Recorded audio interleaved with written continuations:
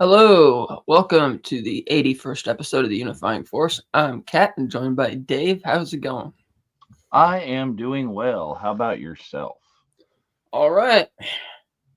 So this week, the long spoken of, long teased show. Come on, say long anticipated, even though you may not mean it. The show that people didn't know if it actually existed or not for a long time because it's been quite a while since they announced it. Skeleton Crew has finally debuted with its first 2 episodes. Yes. I think it was a little crazy that the media push for it didn't happen. I think the media push, we talked about it last time on our preview show 2 weeks ago, that we hadn't seen it. But since then, in the last 2 weeks, or really probably the last week, they really started seriously hitting it.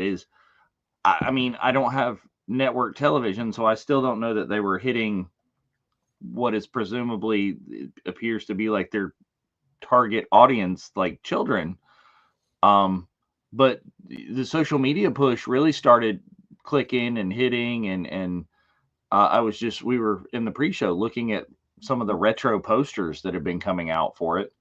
It's really cool stuff.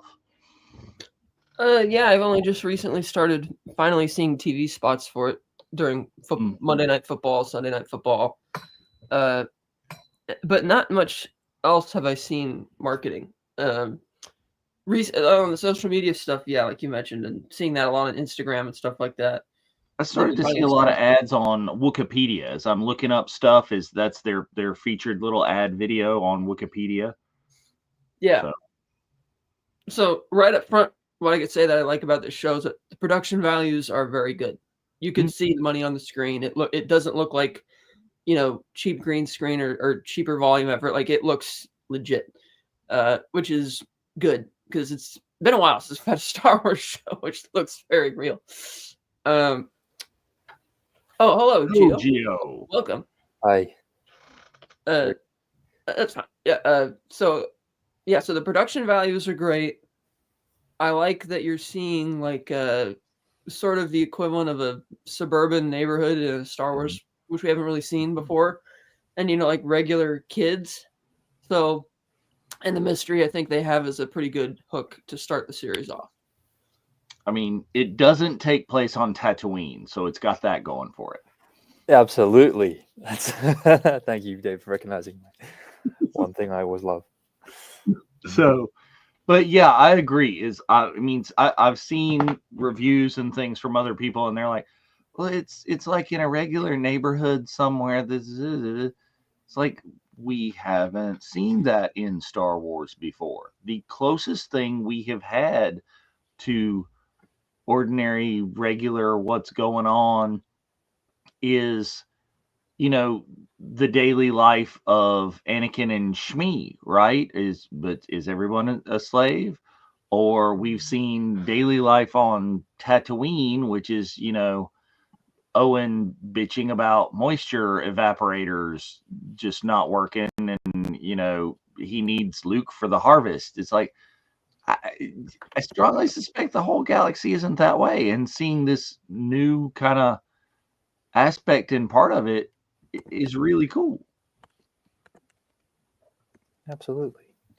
I think that it's the first time that you've seen a Star Wars setting where the plates are set on something that's neat and tidy already, and that everything is working to order, there's not the kind of broken lived-in universe that we've had from the original trilogy, which does have a lot of adoration from people who do love that aesthetic. But it is new for Star Wars for sure, especially looking at the age group we've got, and then having the a neighborhood setting, which obviously is very reminiscent of the Amblin era, the 80s. Yeah.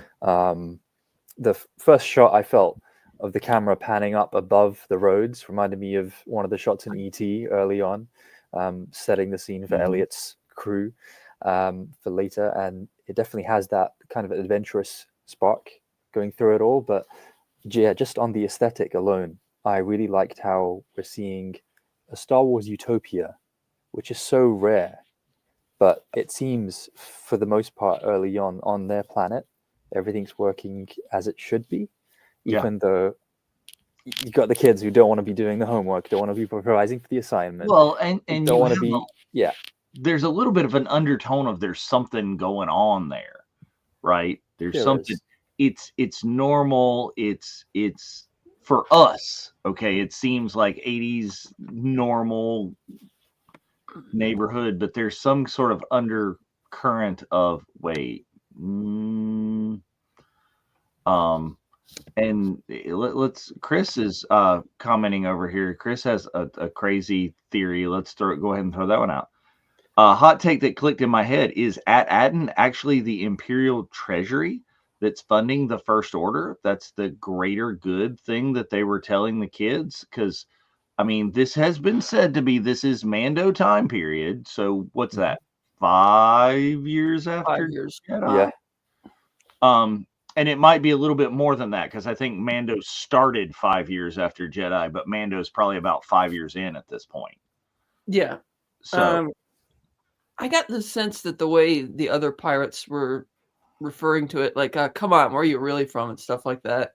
And when they tried to pay with the money at the food bank, the guy's like, this money isn't no good. He said, well, what did he call it? He said it was like outdated or ancient or something like that. I think they were Old Republic credits. Old Republic credits. Right. So I'm getting the sense that this is a much older place, like almost like Lost City of Atlantis type thing. At least according to the way the pirates talk about it. Yeah. No, exactly. Both what you both said. El Dorado was the one that came to mind to me as well, Dave. Yeah. A Shangri-La, some sort of almost exotic, because it's so far removed from what people know, mythical city. And that's really crazy, and a crazy juxtaposition based on what level of normal Colorado, really upstate Washington suburbs. Who knows? You never know. It could be. But yeah, I like the level of difference. I love the pacing that this had. Both of these episodes really ended on a good kind of cliffhangery, make you want to watch more place. That's been lacking a little bit here lately in the Star Wars shows. Is this like, ooh, like if they'd only given us episode 1, that out, it was like, oh, I'd like to know more. And then the reveal we'll get to later, I'm sure, at the end of 2 was like, okay. It does feel like with the first episode that it's a more complete episode than what we've seen previously, where they would have these mini cliffhangers and it didn't feel like you were watching a whole episode, more like little bits. And it's like, oh, the camera ran out of film, so we got to stop this. This felt a bit more complete with their episodes, which was good. I mean, as for the kids, a lot of people were saying they were getting the Goonies vibe. I didn't really get that. I thought they were two clean cut, nice, goody two shoes type kids. Like, the Goonies, like they pick on each other, they're rambunctious and that kind of stuff. These kids are kind of pretty straight laced. Well, so I feel they could add another kid to the ensemble. Maybe they will at some point. Yeah, I mean, I've tried to draw some parallels, and I've thought of, if you think of it this way, okay, I don't know their names yet, except for Neil, because I Neil can't remember any of their names, which isn't but the the bad boy girl, okay, is kind of, she's kind of the mouthy one. She's mouth, right? The main boy that's like, I don't want to go to school, I don't want to do this, but he's doing it and he has to. That's Mikey. The girl with the visors is got to be Data, and then Neil has got to be Chunk. I mean, the girl's definitely the sanitized version of Mouth. Yes. Yeah. And the lead kid so far I don't really find him endearing. Like what was endearing about Mikey is that he has this boundless optimism, and even when everybody turns against him, he still manages to just infect everybody with this enthusiasm to keep going. Whereas this kid, he's like, let's go find this Jedi temple. And the moment something goes wrong, let's go home. It's like, okay, you're kind of, so far he's kind of but we'll see. Yeah, is over here on the Insta, I'm reading Insta comments this time. They don't show up in our normal thing, but I've got it. Yeah, I need to highlight like I did last H-Way Junkie 1976. There's no way Corey Feldman level of mouth, though. Definitely way cleaner kids. Yes, it is 2024. It's kids are still that way now. It's just the media tries to shy away from it. Yeah, no. I know that actual children are way. Tell us about that. You're at elementary school. Yeah, give us some real insight. Oh yeah. 2024. I know actual children are not this level of sanitized in the slightest. If anything, the level of the way they speak to each other when they think no one is listening is way worse than it used to be, and it used to be bad. But the depiction in the media is a much kinder, gentler, more politically correct version of that. Media depictions have changed a lot. I mean, I've seen, and it's been floating through the social media lately, is a Joe Rogan interview with Robert Downey Jr. is going like, do you think they could do Tropic Thunder today? And Downey Jr. about spits out his coffee. It's like, well, you could do it, but no. It's Liberty over there. Okay. That is who that was. They weren't afraid they could do it because that was a good satire. The in joke they were making was funny, and it actually worked, which is why Ben Stiller still defends it to this day. Oh yeah, completely. Well, Downey Jr. was like defending that one, saying, well, look at what you're doing, and where are you coming from? What is the motivation of this in your heart? And it was not coming from a bad place. Well, no, they were mocking method actors. It was funny. Yeah. So, but I mean, yeah, Skeleton Crew it's the pacing, it's the thing. Is it as irreverent as Goonies? No, it's not. At least not yet.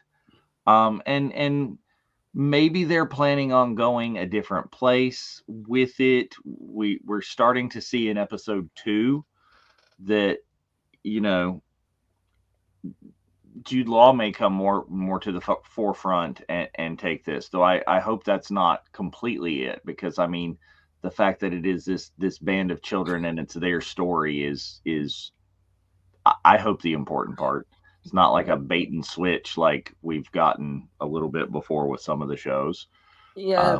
All of the shows, really. Like Obi-Wan was totally a bait and switch because that was way more about little Leia, and Acolyte was not the Sith-centric thing that we were really promised. Yeah, Boba Fett was kind of lost in his own TV show, his own book. Who was the Got author of that one? He was even excluded from a full episode. Yeah. Hopefully it does have the focus. I think the 4 kids do have good chemistry together.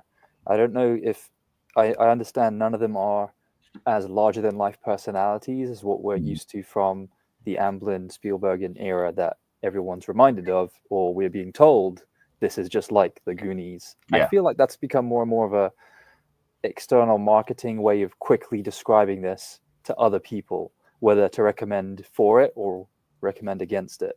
It's if you like the Goonies, then you'll like Skeleton Crew. which those kind of comparisons are never fair and not very accurate, as we're getting into here. But they do simplify things. And I think in an era where people are looking for the next hot thing they want to watch, even for themselves or for someone in their family, in the situation of Skeleton Crew, you're more likely to think, hopefully it's fans and of all ages enjoying, but definitely some of the target audience will be the younger demographic. Yeah. Coming of age stories usually are quite rousing and quite uplifting for everybody if you can get behind them. And they don't have to be very complicated to do that. And so if Skeleton Crew keeps things simple and streamlined as it seems to, I think it has great potential to be just carrying through the momentum from the first 2 episodes and be a fun 8-part story. Yeah, and I was talking about on the Thursday watch along, which if you haven't seen the Thursday watch along, you should go see it. We had some great guests. We had Marty Matuis, who plays Vane, and Nick Benseman. I hope I didn't butcher that, Nick, who is the stunt coordinator for that film and performs a number of stunts on there. And their insights in that are amazing. We were talking about with them is I really hope that this is a new entry point for kids into Star Wars, for kids of this generation, bring them in, because we haven't had a new Star Wars in quite some time, since really The Force Awakens. As I don't know that anybody came to Star Wars with Episode 9. But kids did come with the Mando verse, I suppose. But yeah, Grogu might have brought a few kids in. Maybe Baby Yoda. Grogu, he brought in a lot of adults. It's like, oh, yeah, he did. It's cute, it's a little. But I hope that kind of does bring that demographic. But the point is what you were saying.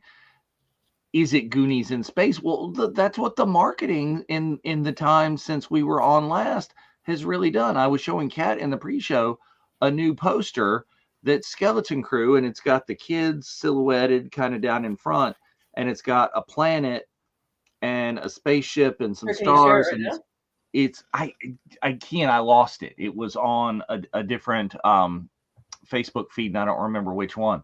But it's a poster that could be a Goonies poster. Okay, the background is like a skull with the planets and the things for the eyes, and it very well could be a Goonies poster that they're advertising this with. And I've seen another one with, I don't remember if it was, I think it was some X-wings or some ships coming across a moon with the kids down front that very easily could have been an ET poster. They're really kind of using that retro 80s imagery as their advertising. So, retro 80s is kind of back for the kids, but don't tell me you're not trying to get to my generation with that kind of marketing. Well, they did have little 80s references throughout the episodes as well. Okay, I will die on this hill that a missed opportunity was the little figures that they were playing, that the kid was playing with, were not original 70s like figures. The missed opportunity. He could have been like battling it out with Darth Vader and Obi-Wan right there, and that could have been amazing. That little ship could have easily been, the classic, could have easily been this right there on screen. True. Very true. It gets down to that fact of how much nostalgia do you want?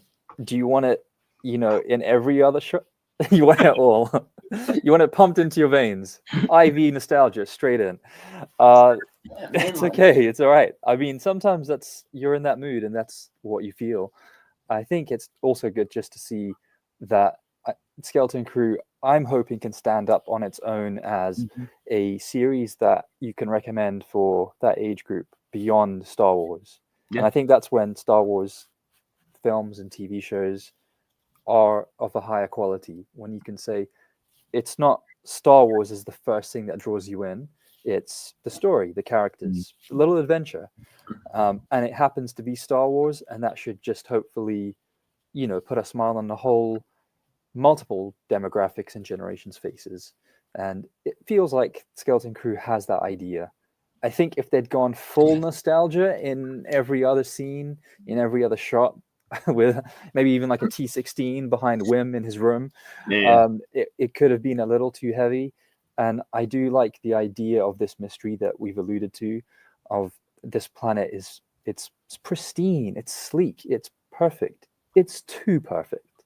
There's something so efficient about the way everything's going on that automation's fully in there with the droids.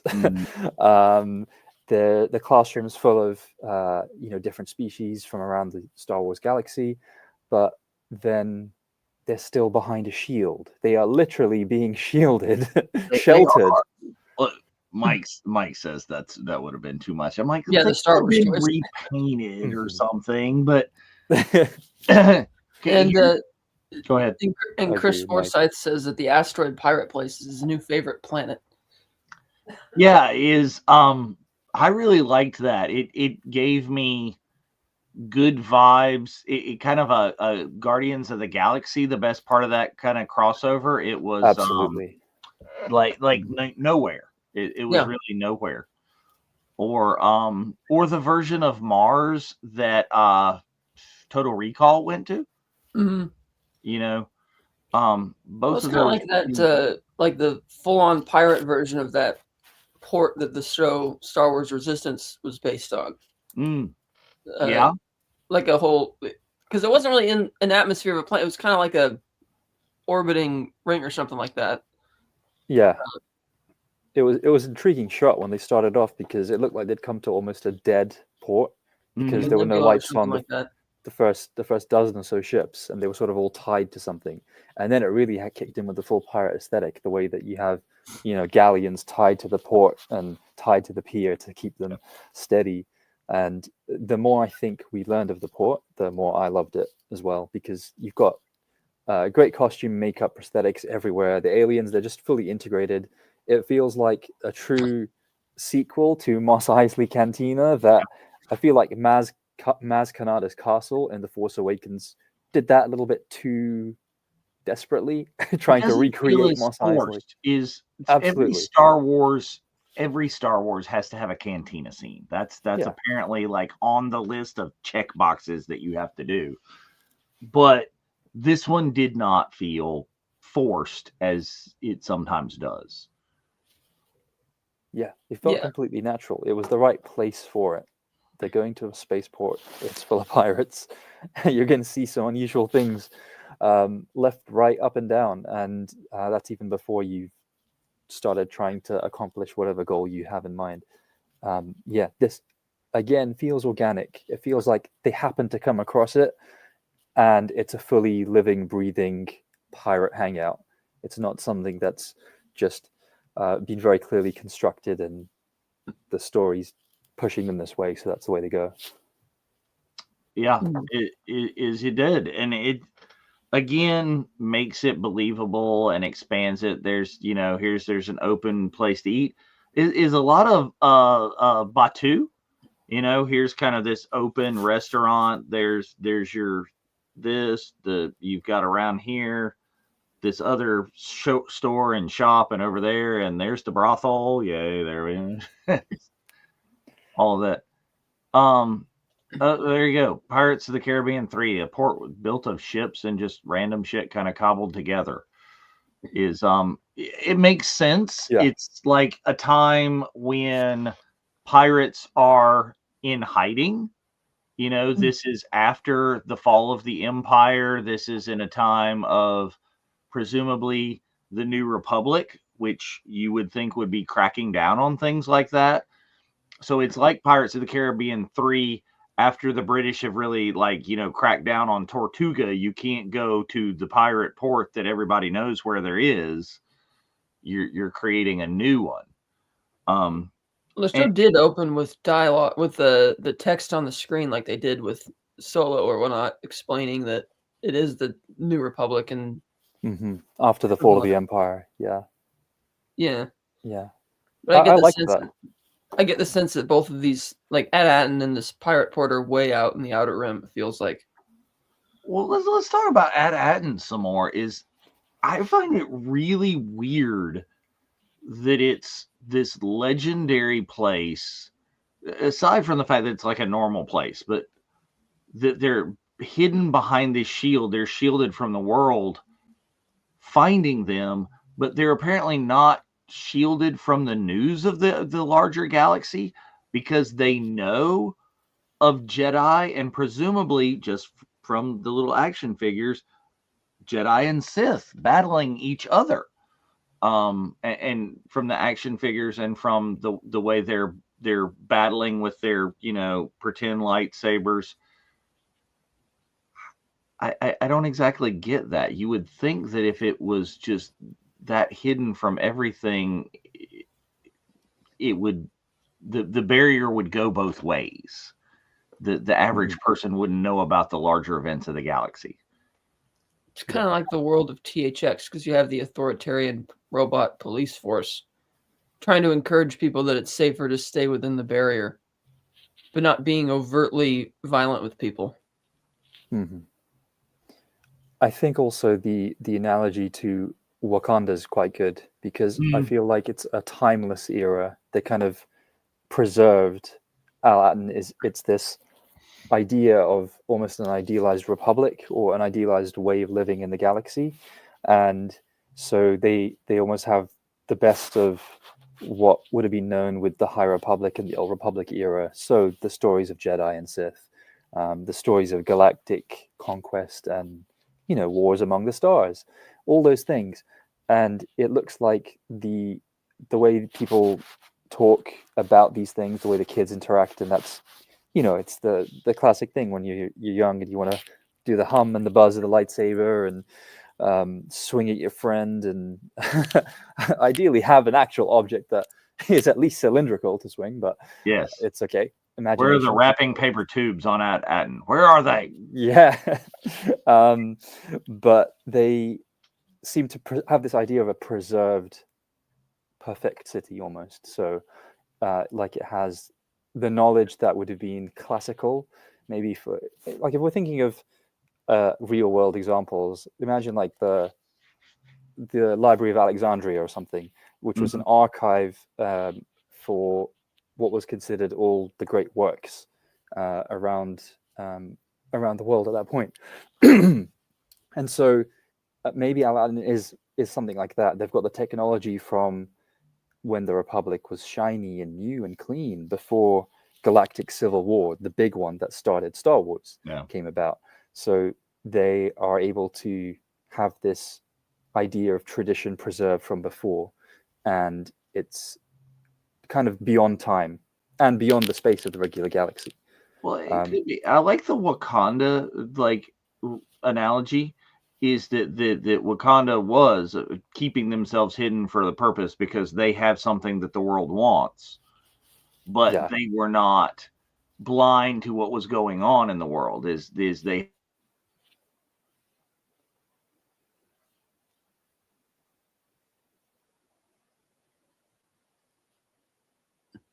Oh, we lost Dave?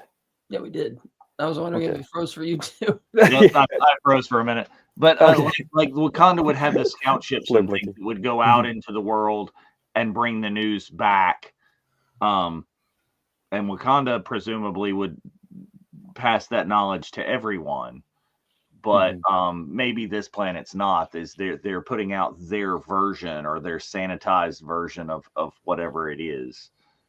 And at the same time, the planet doesn't really seem that extraordinary. It's like, it's suburbs and stuff, but it doesn't look as amazing as, say, Naboo and the city to be advanced or anything for why you cut off from the rest of the galaxy, So maybe here's the thing we've talked about a bunch of times on the show. Maybe this planet is different on different parts of the planet. Well, yeah, but it's like, which would be a break for Star Wars because they haven't figured out how to do that yet. I mean, maybe there are suburbs, but there's also other things going on. You mean there might be a desert somewhere? There might be. No, hopefully not a desert. Nothing about moisture farming. Nothing about evaporators. No, it would be nice to actually have a realistic planet that has more than one biosphere and Yes. a few ecosystems. But I understand it's sometimes easier just to whisk people away on a starship to a completely new looking place and have it that the ships are basically boats rather than spacecraft. But I agree. It's this, and that's why I think the idea of the Wakanda comparison ties into the second episode, because you start hearing that the very treasure these kids might be seeking beyond their planet might be on their planet itself. I think that's a really interesting loop that this story could find itself in.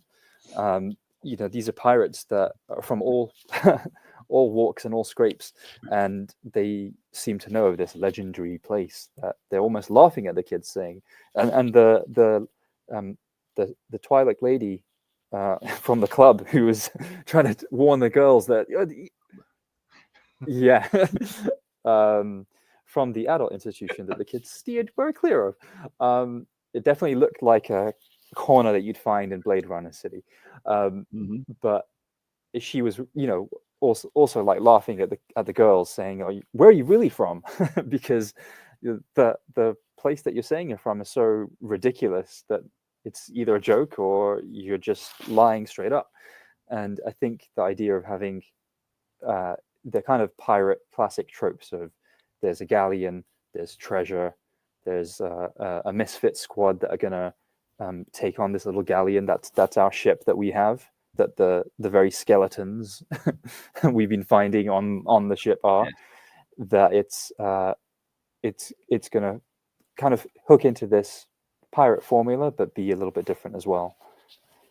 Well, is another thing we talk about a lot of the time too, is Star Wars, the universe is ripe for having different genres of stories told. It doesn't have to be science fiction or science fantasy all the time. You can take that kind of background of science fantasy and put it in a pirate story. And that is presumably what they're doing right now. And to good end, I think. It did kind of bug me that they've been marketing like Jude Law front and center, and he's only in the first scene of the first episode, and the last scene of the second episode for a show that's only going to be 8 episodes. And it's like, okay, I think he's probably going to be front and center and carrying the show for the rest of the way. It very well may be. Let's see Mike's comment here. The timing was interesting. That the kids arrived after the pirate mutiny of Captain Silva, and you've got the new captains there. I don't know that was like.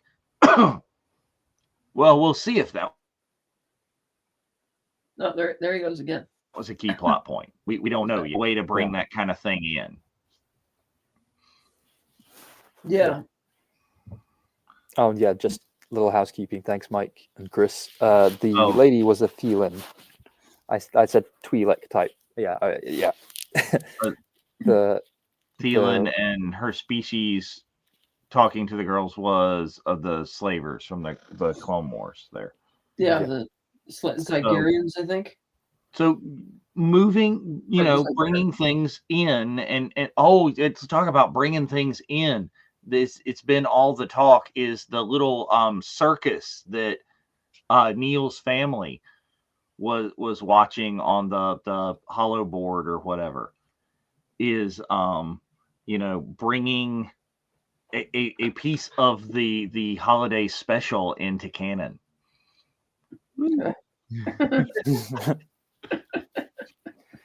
Well, they also had the little alien from Captain EO in the pirate port in one of the little cages. Yeah, all sorts of little Easter eggs and throwbacks and things is again to 70s, 80s era stuff. Yeah, like I said, their Mike is Fuzzball, Space Garfield. Yeah. Oh yeah, is Teak? Teak appears as well, or at least the same species as Teak. So we're rolling in the Ewok movies as well. So I would assume that the spaceship the kids found is either a pirate ship which had gone on an expedition to that planet and never returned, or something of that nature. Mm-hmm. No, yeah, the lost expedition of so and so. Mhm. Yeah. Well, that very well may, and you may find out that those skeletons are known people, or known pirates. We would assume that 33, SME, SM33 is like wink, wink, nod, nod. So it's Space Captain Hook was the guy who owns that ship. Well, what they call him, Silva, the new pirate leader or whatever. Silvio. But he looks like he looks like Space Blackbeard, basically alien Blackbeard, because he literally does have a big bushy black beard, and he's a pirate, and he's not too much of a hard ass, so that tracks for the actual Blackbeard, who knew the value of looking and sounding intimidating, but was said by his crew to actually be a pretty chill guy. So that tracks. Yeah. And it tracks that they're on a legendary planet, and those pirates would have been looking for that legendary treasure, and that lost expedition went awry and had been there. It's got to have been there for decades, as much root growth and dirt over top of it and the whole thing. Yeah. And it could be, Mike, it could be back that far, as they go back to the High Republic, that the ship has been, and a way to bring that sort of thing in too. Though that might get twitchy, because, well, that would be a way to kind of bring in the Nile. Ooh, I don't know. That'd be some heavy kind of stuff to do there. Sounds like a season 2 type thing. Well, yeah, and hopefully, I mean, they set this to where if it continues down the road and as good as it is, then we could get that. But yeah, it's a very different Star Wars. I mean, the children have parents. And they care, kind of. Yes. To an extent. Yeah. Well, that's what I'm saying, Mike. If they're talking about pirates from the High Republic era, that would be the Nile. The Nihil, not however you pronounce that. People do it differently. So that would be, if they're bringing in a pirate ship from the High Republic period, those might be the people that they bring in. That'd be funny if that was the thing which made Ed so mystical, is that kids actually have parents that are still alive there. Yeah. No one believes such a place exists. Oh, you come from a family that cared? Yeah. I completely agree with Mike that the days of the High Republic, even though we haven't seen much from that era, apart from the Acolyte bits of it, there's just in the color scheme they use of the buildings, the roads, the school, the classroom, all those sorts of things. It did remind me of flashes of the High Republic that we've got, as well as some of the New Republic settings that, for example, when Grogu was in a classroom in season 3 of The Mandalorian, had a very similar aesthetic. It becomes a case of balancing how much of a familiarity do you want to create with the real world situation, like kids in the classroom, versus keeping it far, a long time ago and far, far away. But I resent the implication that I am nothing but a droid standing in front of Chuck. This is this, and that. I resent that implication. I could be replaced with a robot. That's where teachers' unions come in. Yes. Protect against the AI. It's going to come to that. Contracts. It really will. Yeah. But yeah, just going back to the point about the High Republic, that's been advertised and described and then written about in detail as a time of expansion and exploration. So it would fit almost perfectly that Aladdin could be a planet that was discovered and then hidden, perhaps, or was beyond the space routes that were planned, and just, as Kat said, could be far beyond the outer rim, or could just be in a part of unknown space. Yeah. Or could be completely shielded, as if there's the And barrier. that would be an interesting one too. Is it's not an Yeah. outer rim planet this time? Is like this is like in the inner core, Yeah. but that shield creates that zone of darkness or whatever to where you can't do it. Yeah, there's a You can't perceive it without knowing how to get there or when to, you know. yeah, there's, you know, if this was an RTS, there's the fog of war over the planet. I like the idea when they were looking up in the first episode, and at night it seemed to be almost like an aurora, the northern lights. And you think that's a really nice atmospheric visual, but then you learn there's actually a physical barrier that they're not allowed to even go towards, let alone think of escaping beyond. If the mystery of not knowing exactly what that is fascinating, and the idea of having this hidden entire world, again, you know, the Eldorados, the Shangri-Las, the Wakandas, it's a nice mystical idea to have in a story. Yeah, I think that's good. And okay, let's hit on it. Let's hit on the freeze again. Did I? Yeah. No. Okay. Let's hit on the big reveal from the end. Okay, Jude Law. Is he? Isn't he? We already we talked about this some in our prediction show. Is let's go back to it. I was not expecting them to immediately give us is he a Force user? Is he not a Force user? Is he a Jedi? Is he not a Jedi? Wow, but they didn't mess around. They're just like, I don't know. Where do we think we go from here? Well, he could just be a Force user, or they just want people to look at it from that perspective rather than going, well, does he have the Force? Does he not? It's like, no, let's just tell him right up front. You know, make it easier. Yeah. And he waited to get the key because when the kids were talking about how they want to get back to the ship, it's like, oh, I have an escape route now. So now he can volunteer to help them. Mm-hmm. Yeah, so we're getting a little iffy on timelines at this point. If Jude Law is actually a Jedi in the time 10 years after Jedi. Isn't this 5 years after Jedi? 5 years. Well, so like I said, Mandoverse started allegedly 5 years after Jedi. But I really think because see, Vane is the through line, and this is possibly Marty didn't know. We asked him this question. He's like, he was playing it like they haven't fully told him or told him that he could tell us that that he was playing it like Vane had just come from season 3 of Mando, and this was his new crew after his old crew was killed.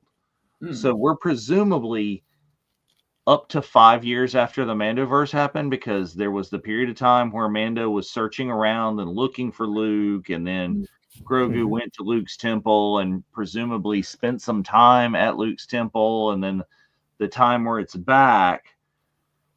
But like Jude Law, okay, I just had to look this up. Jude Law is 51 years old. And they filmed this last year, so he would be, if it's 10 years after, then he'd be 17 at the time of Revenge of the Sith, or 22. Yeah, so we're getting to the point where we're running out of people that could have been in the original temple. Well, that's something they could cut back on too, like the amount of, like, I'm not buying that anybody escaped the onslaught of the 501st of the Jedi Temple. It's like more and more people that survived Order 66, and the subsequent years of all of the the hunters. And then again, this is also a series where people can be murdered and then survive, as we saw with Reva in Order 66. So it's like, I don't know. I'm getting kind of tired of, there was another Jedi who escaped and another Jedi. It's like, can't we just... it's cool. In all beings, and certain people have it and then other people don't. So can't we just say that he's a Force user? Just leave it at that. And he's it's growing old very quickly. Too many Jedi surviving. We could see the kind of thing where he's a Force user that's maybe pretending to be a Jedi to survive, to scare people, to get to scare certain people and get handouts or something from others. Mm-hmm. You know, Yeah. Chris Forsyth says 100% Force user, 0% Jedi. I mean, maybe well Yeah. so. We did see though, kind of That would make sense. his rags and cowl are looking very brown, Jedi cloaky.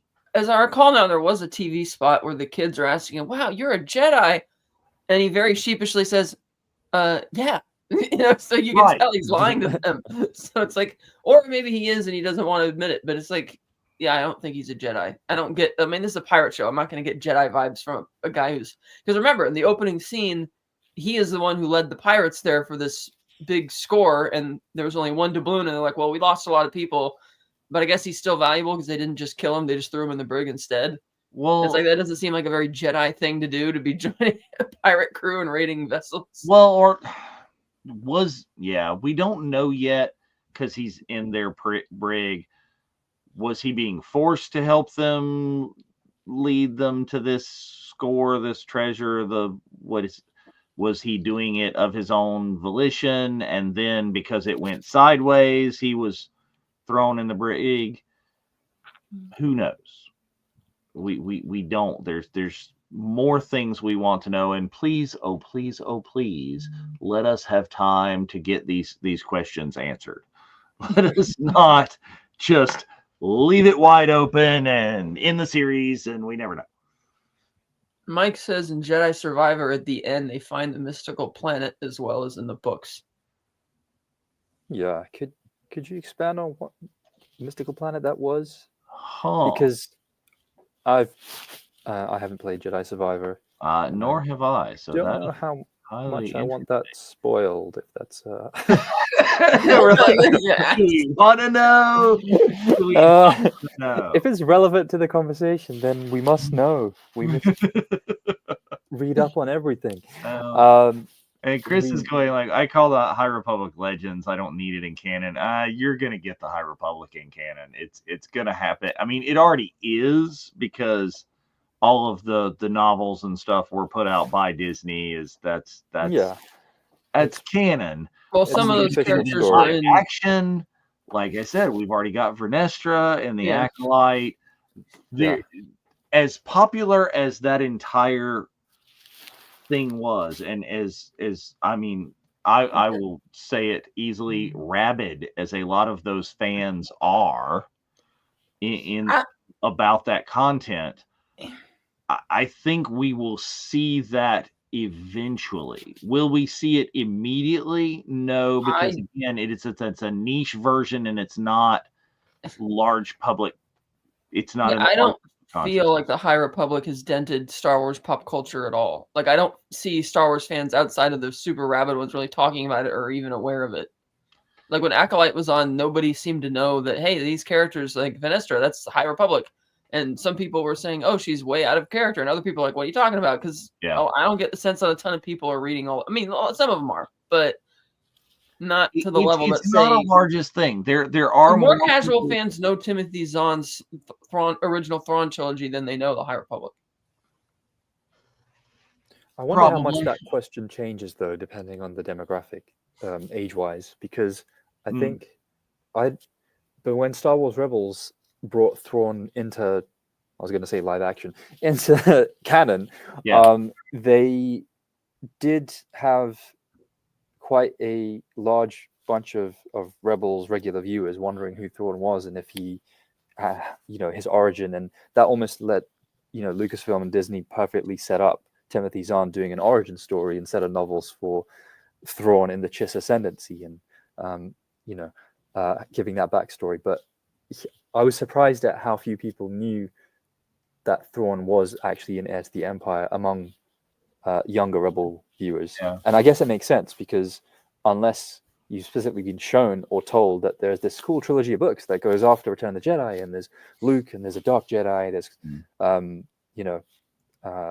smugglers and Mara Jade and all sorts, you wouldn't really know who Thrawn was, but we've known for a long time that he's this, Machiavellian supervillain and a great part of the Star Wars story. So I think it will be a case of, like we've all mentioned, they'll bring out aspects of things that are in the Star Wars literature, whether it's from the High Republic or elsewhere, where it fits into telling a story. And you hope to think it's not just shoehorned in, but it fits in comfortably and in a natural way. But there's no doubt that the High Republic is all official canon. But, among fans or consumers, readers, viewers, whether you want to have it as part of your own head canon or not, that's completely up to you. And that's how we can have these conversations stay civil and healthy, and not delve into, So soapbox Liberty shouting. has a comment over here on the Insta, which is really interesting. Says that she was listening to a podcast this morning that read the transcription of the Arabesh on Wim's datapad stories, and they were High Republic stories.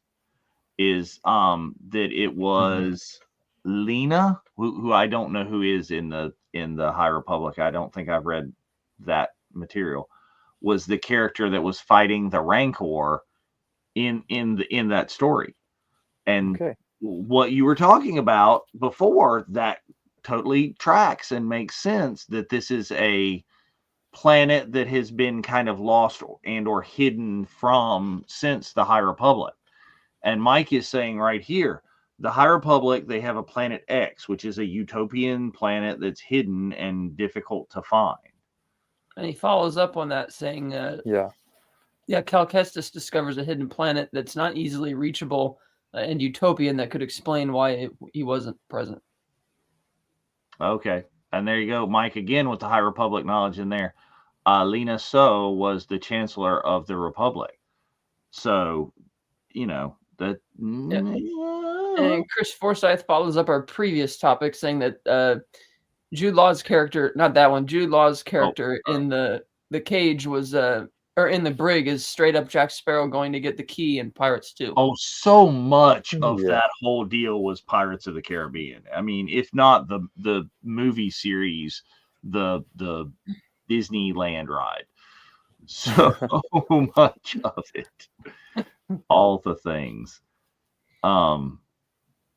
But as to his other comment, no, Chris, I don't think they're not gonna take Acolyte out of canon, because as Leland Chi has said, no, everything in Star Wars is somebody's favorite. That's why when Legends became rebranded as Legends, it's basically their way of saying, until a new director or writer comes along to retcon it, then you may as well consider it canon. And Star Wars is frankly it's a big brand. I mean, Willow, people like the Willow movie, but it wasn't a big enough brand to protect itself from being removed from the service, because I think the movie's still on there, just not the show. But you're not going to see that with Star Wars. You're not going to... Acolyte's not going to disappear from Disney Plus. And again, Star Wars itself hasn't come out and said jack about the Acolyte and it's canceled and it'll never happen again. I've actually started seeing some stuff here lately from Manny Jacinto, allegedly attributed to him, that he's talking about, hey, I don't want to say this or make conjecture about that, because we might be back. So we have to consider the sources that we've heard in. Well, he was being interviewed at the time for another project, and somebody asked him about it, which is why he was kind of being coy. But one thing that he said, which kind of surprised me, is he said, well, maybe my character's name isn't Khmer. Maybe we were going to explore. Maybe he's somebody else. And I kept thinking, what do you mean, maybe? You guys spent all this time writing this show and filming this show, and you don't even know who one of the main characters is, and you haven't decided yet? I mean, they took him from the Stranger. They gave him a name. Do names have other name? I mean, Kanan Jarrus is really Caleb. I don't mean like the name specifically, but like when he says, "Oh, he might be somebody else entirely." You mean the backstory behind the name? Yeah, right. It's like there's got kind of like when JJ's editor Mary Jo Markey was being interviewed about episode 9, and she's like, "Yeah, it was really late in post production when we it suddenly occurred to me that, hey, we can answer the question of who Snoke is, and JJ was stumped. He didn't know. And it's like, well, so what if he didn't think the character was going to get killed? That shouldn't change who the character is because you're the one who invented the character. Right. But it was just an Emperor proxy. He didn't have any ideas as to what it was. And it's like, that's kind of the issue. And it's like, well, don't you Everything- know who yeah. Khmer is? Don't you know his arc before you started writing the show? I mean, especially Yeah. after you made that big splash about High Republic is going to be planned start to finish, stands to reason they should probably take the same approach with their TV series. I mean, just a Maybe, thought. but- Maybe. Well, in the same level of things that I've seen with that Manny Jacinto quote is they're also saying things like, well, we don't know that was Plagueis. That's true. We don't. We 'Cause that don't is know very anything inside about Plagueis is Mhm. because that novel isn't canon. We don't know that Plagueis is in fact that species officially. They could totally change all of that. If And they, agreed with Chris when he says, "I'm all for a Stranger comic or something, like for the Stranger or Khmer." Yeah, definitely. Oh, yeah. He was like Yeah. the best character in that show. Standalone novel. Yeah. bring something in more that story. tells us more about that. We want to He know. was really popular too. I actually saw a really great Khmer cosplayer when we were on the Disney trip for our Star Wars crew. He was great. Hmm. So he'd be fun to see. All kinds of things. I want more content and backstories and stuff, and for a lot of that stuff is I need a way to know the answers to all the questions left hanging out there, especially if that does in fact end up being one and done. I mean, the Acolyte, with all of its issues that we have talked about on here before, is I'd like to know more about it, about the rest of that story. Yeah, Mike says. Preferably told well. Mike says Leslie Headland, who's the showrunner of the Acolyte, said she didn't read anything High Republic, and nor should she. You can't expect people to read an entire massive comic book and novel line before writing a show. But again, the fact that Vanessa, I think what it is they come up with a story, and the story group says, well, if this is what the story is, here's a character we suggest you should make this person because this ties it into that, and it's the same era, that kind of thing. Yeah. So that's fine. Yeah, definitely.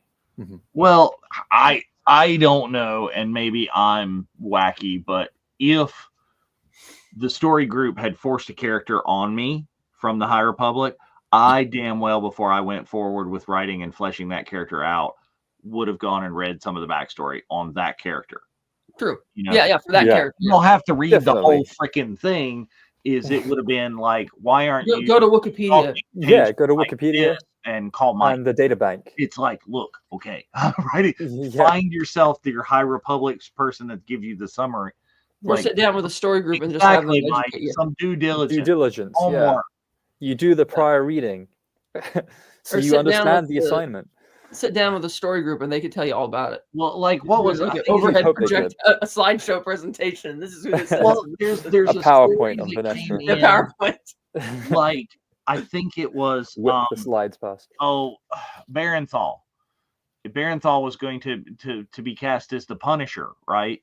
And so he tries to, or no, I don't remember if it's Barenthal that was telling this story or if it was Jackman that was telling this story. John Bernthal. Who went into a comic shop before they got the role, either as Wolverine or the Punisher. Is you go in and they're looking for a stack of comics, and the guy behind the counter like recognizes them and sees what they're buying, and it's like, no, don't read that, don't read that. You need this one, you need this one, you need this one. Here, this is your character. Mm-hmm. Hello, yes. Mm-hmm. Yeah, it's kind of like what David Goyer did when he was tasked to help write Batman Begins. He went to his comic shop and was just buying all the comics that he knew that Chris was going to have to read, or to familiarize himself with, like, well, if that's the story you want to tell, you got to read this, and that, and the other thing. Yeah. Those are the kind of things.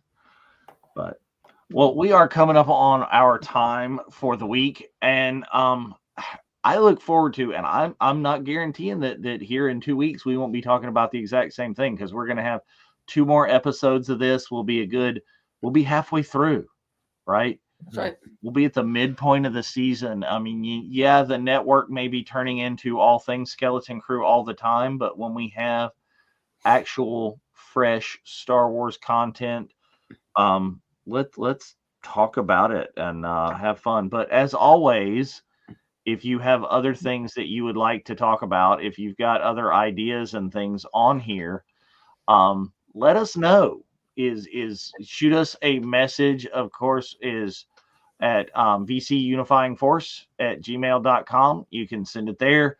You can post comments directly on this video. Get in touch with us in any manner of ways, and we will be absolutely happy to see all of those things. Another thing I would recommend is Star Wars adjacent for samurai and all that kind of stuff is that very great Shogun show just dropped on Disney Plus. Oh, They've been putting they actually added a Hulu tab on there and put some of their shows on there for free. I don't know if it's temporary for a promotion or what, but because I just finished reading Shogun. It's a 1,300-page book. yeah. And so I'll watch it. Sure. And so I'd recommend watching that. That's a good show. Excellent. Very cool. So, yeah, check that out. Check out all the other content that we have on our channel. Mike has been in the chat for this. Is Mike, John, and Bryce have a Skeleton Crew after show that airs every Thursday night, Friday morning kind of thing. It drops at midnight Pacific on that Thursday after the watch along. So go check those guys out and see that. And go ahead and get ready for our Not So Virtual Cantina special edition in Japan. We're going to be there, or I'm going to be there. Mike's going to be there. A bunch of other people from the channel will be around, and we can kind of discuss this thing in person. Thanks to our friends, of course, at Hyperspace Props for sponsoring that. And you can go totally get your classic Republic credits and play Skeleton Crew with them as well. Look, I found an ancient Republic credit. But yeah, thanks everybody who joined us. Thanks for those who are over here on the Instagram. We got a bunch of people on the Instagram commenting. I will endeavor to do that in the future, is be able to monitor that chat as well as monitor these chats, so we can get everybody in there in whatever place that you like to view our content. Yeah, thank you. Yeah, thanks, Mike. Thanks, Chris, and at Liberty, everybody in the chats. All righty, until next time, may the Force be with you. Always. May the Force be with you all.